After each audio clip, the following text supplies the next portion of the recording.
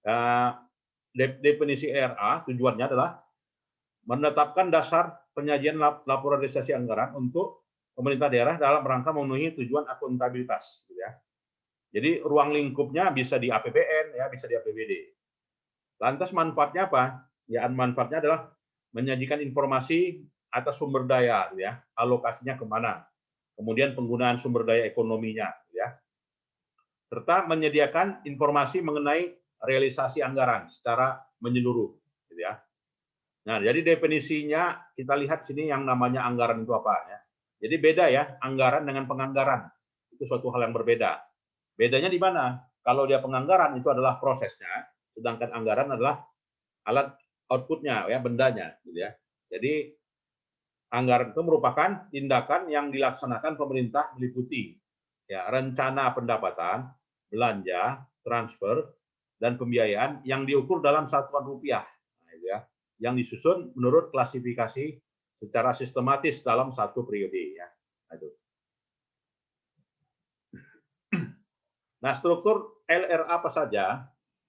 Nah, dalam laporan realisasi anggaran harus diidentifikasi secara jelas nama entitas, cakupannya, periode yang dicakup, mata uangnya, satuan angka yang digunakan. Nah, jadi mencakup hal itu ya.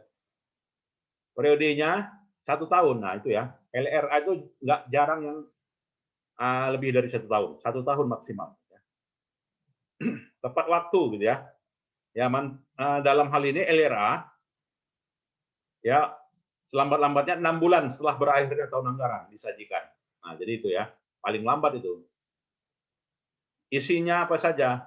Isinya pendapatan, ya, pendapatan LRA, belanja, transfer, surplus defisit, ya, penerimaan pembiayaan, pengeluaran pembiayaan, nah itu ya, pembiayaan neto, sisa lebih kurang pembiayaan anggaran.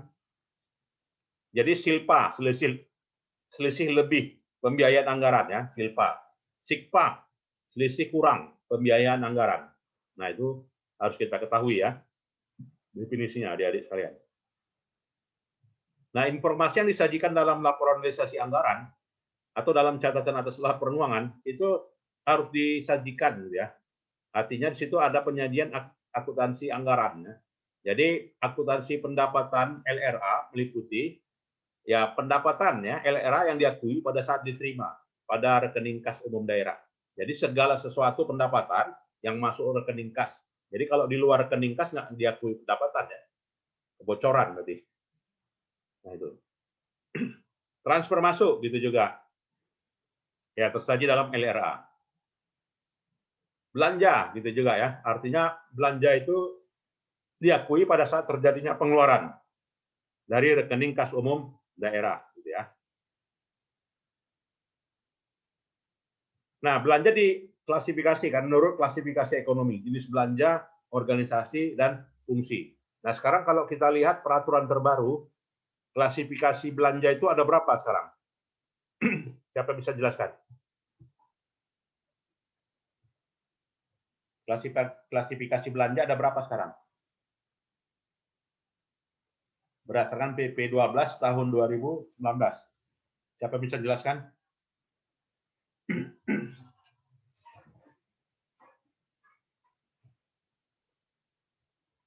Ada yang tahu? Belanja itu ada berapa kalau di dalam PP 12? Syarifah, Maghfirah, tahu? Siti Eka, Resti, gimana Siti Eka? Belanja itu ada berapa? Ingat saya ada belanja tidak langsung sama belanja langsung ya Pak. Terus ada klasifikasinya lagi. Ya, sudah berubah deh. Nah, jadi berdasarkan PP 12 tahun 2019 belanja itu ada 4. Nah, itu ya. Jadi nggak lagi dibilang belanja langsung, belanja tidak langsung. Nah, jadi yang namanya belanja operasi 1 ya. Yang kedua belanja pegawai 2. Yang ketiga belanja transfer. Yang keempat belanja tak terduga. 4 ya, bukan 2 lagi ya, tapi udah 4 sekarang. Silakan lihat di apa ya, di PP ya, peraturan pemerintah nomor 12 tahun 2019 tentang pengelolaan keuangan. Nah, bicara belanja di situ, ya inilah dia. Kalau belanja operasi apa saja isinya, belanja pegawai masuk, belanja barang masuk, belanja bunga masuk, belanja subsidi masuk, belanja hibah masuk, belanja bantuan sosial masuk. Nah, belanja modal apa saja? Ya, belanja modal itulah dia. Belanja aset tetap, ya, belanja aset lainnya. Nah, itu ya namanya belanja transfer gitu. Nah, inilah dia klasifikasi belanja. Oke ya.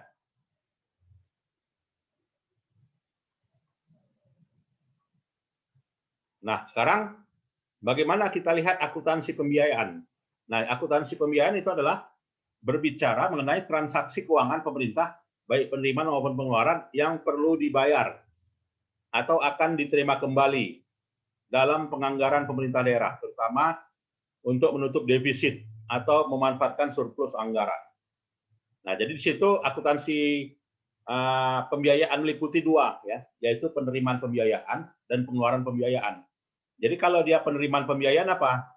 Yaitu pada saat menerima masuknya kas umum daerah. Itu ya, definisinya diterima apabila ya masuk ke rekening kas umum daerah. Nah, itu penerimaan pembiayaan. Tapi kalau pengeluaran pembiayaan, ya itu tadi, pengeluaran pembiayaan juga harus dikeluarkan dari rekening kas umum daerah. Jadi kalau di luar rekening kas umum daerah berarti tidak melalui mekanisme pengeluaran yang ditetapkan. Berarti nanti bisa dampaknya ke opini laporan keuangan, ya BPK. Ya. Akuntansi pembiayaan itu apa? Yaitu selisih dari penerimaan dan pengeluaran pembiayaan, mana yang lebih besar. Jadi kalau dia penerimaan pembiayaan lebih besar daripada pengeluaran pembiayaan, maka itulah namanya pembiayaan neto. Gitu ya. Kemudian apa namanya silpa? Silpa itu adalah selisih kurang antara realisasi penerimaan dan pengeluaran selama satu periode. Jadi kalau dia selisih lebihnya gimana? Pendapatannya lebih besar daripada belanja ya. Itu namanya selisih lebih, silpa. Tapi kalau selisih kurang bagaimana? Pendapatannya lebih kecil dibanding dengan belanjanya. Itu namanya sikpa. Nah, itu yang harus diingat ya. Mana itu silpa, mana itu sikpa. Jadi harus ada kata i-nya kecil ya, ini ya. Sikpa, silpa ya. Sikpa, i-nya kecil juga. Selisih lebih penggunaan anggaran. Nah, jadi pendapatan lebih besar dari belanja namanya silpa. Ya, pendapatan lebih kecil daripada belanja namanya sikpa. Nah, itu harus diingat ya. Nah, berlakunya kapan? 2010 startnya ya. Nah, jadi yang dikatakan laporan realisasi anggaran itu di level pemerintah pusat, pendapatannya, walaupun di sini pos-pos pendapatannya berdasarkan pada peraturan ya. Apa saja pos-pos pendapatannya, apakah pajak penghasilan, pajak pertambahan nilai, ya pajak bumi bangunan, ya pajak BPHTB, itu pendapatan semuanya ya. Ini pendapatan. Lantas ada namanya ini pendapatan perpajakan ya. Kalau pendapatan bukan pajak di pemerintah pusat, ya pendapatan sumber daya alam, pendapatan bagian pemerintahan atas laba, pendapatan negara bukan pajak, ya itu namanya pendapatannya. Pendapatan hibah total pendapatannya. Lalu dikurang dengan belanja tadi. Nah, jadi yang namanya belanja kan udah berubah ya, bukan lagi belanja langsung, belanja tidak langsung, belanja operasi, ya, belanja modal, gitu ya, belanja transfer, belanja lainnya. Nah, itu total belanja. Nah, ada namanya yang namanya surplus defisit. Kalau dia surplus berarti pendapatannya lebih besar daripada belanjanya. Ya. Kalau dia defisit, belanjanya lebih besar daripada pendapatannya. Gitu ya. Lantas ada penerimaan pembiayaan. Nah, kalau dia penerimaan pembiayaan, itu apa aja penerimaan pembiayaan? Penggunaan saldo anggaran lebih, SAL ya. Jadi makanya kalau apa ya, kalau suatu daerah gitu ya, suatu APBN ya, kita lebih besar anggarannya selalu lebih. Yang rugi siapa? Daerah. Ya, kenapa? Akan digunakan di periode berikutnya. Kalau dihabiskan kan enggak ya. Ya berarti kita masuk anggaran yang baru. Gitu ya. Maka di situ kalau perubahan penggunaan saldo anggaran lebihnya besar, lebih, ya maka nol ini. Berarti kan efektif kita menggunakan anggaran ya. Nah itu. Penerimaan pembiayaan, nah, penerimaan pinjaman. Ya kalau dia utang luar negeri berarti kita masuk yang namanya penerimaan pembiayaan. Ya. Nah itu. Nah jadi itulah dia sisa lebih pembiayaan anggaran. Nah, itu. Nah kalau di provinsi bagaimana? Ya di provinsi PAD, ya PAD itu pendapatan ya. Ada namanya pajak daerah, ada retribusi daerah, ada pendapatan hasil pengelolaan kekayaan daerah yang dipisahkan, ya ada PAD yang lainnya yang sah, ya itu namanya jumlah PAD. Ya jumlah PAD ditambah pendapatan transfer, itulah dia pendapatan dana bagi hasil, pendapatan DBH sumber daya alam, dan alokasi umum, dan alokasi khusus, ya dapatlah jumlah pendapatan transfer. Lalu ada pendapatan transfer pemerintah lainnya, yaitu dana otsus. Nah ini kalau di Aceh misalnya kan, kalau di Aceh ada nih dana otonomi khusus, kalau di Sumut nggak ada ini dana otonomi khusus. Kemudian pendapatan yang sah lainnya, hibah, dana darurat dan lainnya. Nah jumlah belanjanya terdiri dari belanja operasi, belanja modal, belanja tak terduga, itu ya masuk total ya. Lalu ada belanja transfer, nah ini transfernya ke kabupaten kota, transfernya yang ditransfer apanya? Pajak daerahnya, retribusi daerahnya, pendapatan lainnya. Oke ya. Cukup jelas ya? Nah, di kabupaten kota ya struktur LRA, yang penting itu ya LRA-nya. Realisasi anggaran isinya pendapatan ya, terdiri dari PAD, pendapatan transfer, pendapatan pemerintah pusat, transfer pemerintah provinsi, ya. Nah itu semuanya total pendapatan di kabupaten kota ya. Nah, ini. Lalu belanja operasi ingat ya, isinya belanja pegawai, belanja barang, belanja bunga, belanja subsidi, belanja hibah. Jadi kalau gaji PNS di suatu daerah masuk dari pos belanja mana ini? Belanja operasi, Pak. Ya, belanja operasi. Ya, karena dia belanja pegawai di sini ya. Nah, itu. Nah, sekarang kalau daerah mau bangun jalan, masuk ke mana dia belanjanya? Belanja modal, Pak. Ya, belanja modal ya. Jadi banyak ya orang menulis skripsi pengaruh belanja modal dan belanja. Ya, jadi boleh diteliti nanti ya pengaruh belanja modal dan belanja pegawai. Nah, itu ya. Cuman bedanya di sini baru 2 tahun berlakunya nih. Ya, kalau dulu kan enggak ya. Dia total belanja katanya.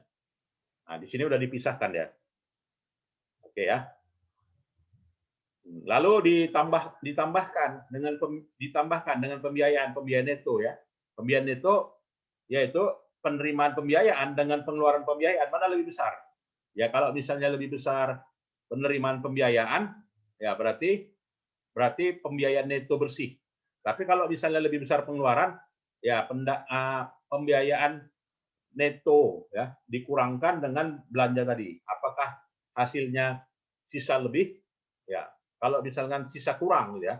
Kalau misalnya pembiayaan netonya lebih besar ya pembiayaan pengeluarannya dibanding dengan penerimaan pembiayaannya. Ya kan lebih besar lagi dari pendapatannya. Nah, itu berarti terjadilah selisih kurang pembiayaan anggaran. Nah, baiklah. Silakan ada yang mau berdiskusi tentang LRA ini. Cukup jelas ya? Ya, jadi cukup jelas ini tentang LRA. Ini yang banyak digunakan ya, banyak dibahas pada level kabupaten kota, ya pada OPD gitu ya, LRA. Nah, itu. Ada lagi? Ya, saya kira cukup jelas ya, dan kita pun juga tidak usah terlalu lama. Ya, itu sajalah ya pertemuan kita kali ini, dan kita lanjutkan di pertemuannya di minggu depan ya. Selamat sore, assalamualaikum warahmatullahi wabarakatuh.